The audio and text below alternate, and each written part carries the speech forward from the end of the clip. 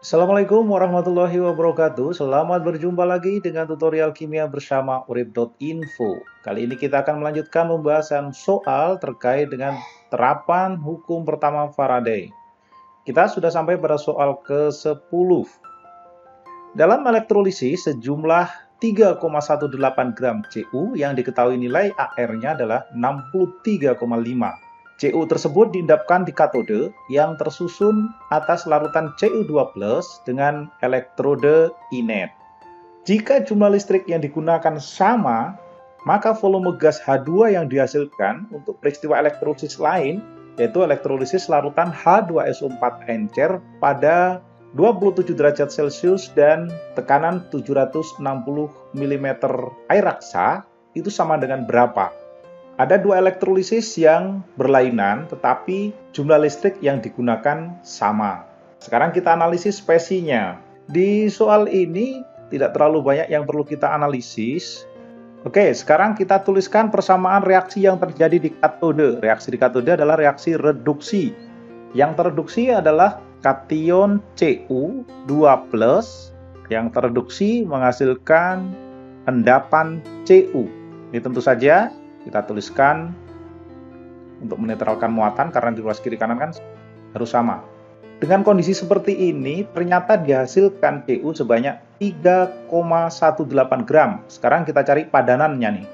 Kita hitung nilai N-nya. N dari Cu itu kan sama dengan masanya 3,18 gram kita bagi dengan massa molarnya. Massa molarnya adalah 63,5 gram per mol. Kalau AR memang tidak ada satuan ya. Ini kalau kita hitung diperoleh sekitar 0,05. Diperoleh nilai 0,05 mol. Karena tadi ada elektrolisis lain, yaitu elektrolisis larutan H2SO4 encer, ternyata menggunakan jumlah listrik yang sama. Artinya apa? Kalau jumlah listriknya sama, I kali T-nya ini sama, kita tahu bahwa 1 Faraday itu ekuivalen dengan 1 mol elektron. Atau muatannya berarti akan sama. Kalau muatannya sama, jumlah molnya juga akan sama. Sekarang kita cek, untuk asam ini kalau di katode yang mengalami reduksi apa? Air jelas tidak, ya, karena di sini ada namanya kation H+. Ini dia akan mengalami reduksi, menghasilkan gas H2. Sehingga ini kalau kita setarakan, muatannya sama. Nah, sekarang kita lihat ini. Jumlah elektron, baik pada elektrolisis Cu2+ dan H+, itu jumlahnya sama. Kalau jumlahnya sama, otomatis muatannya sama. Kalau muatannya sama, maka jumlah mol dari gas yang dihasilkan pun akan sama. Kalau jumlah mol yang dihasilkan ini sama, berarti N untuk H2 ini juga sama, 0,05 mol. Setelah kita dapati seperti ini, hitungan stoikiometrinya nggak ada nih, jadi dua-duanya masuknya ke sini. Maka kita bisa langsung menghitung volume gas H2. Karena apa? Konversinya kan 0,05 mol itu sama dengan berapa liter. Tapi dalam soal ini dinyatakan bahwa keadaannya adalah bukan keadaan standar. Kalau bukan keadaan standar, ingat ya, kita punya rumusan P kali V sama dengan N dikalikan R dikalikan T. Sehingga kita dapatkan V ini sama dengan N dikalikan R dikalikan T dibagi P.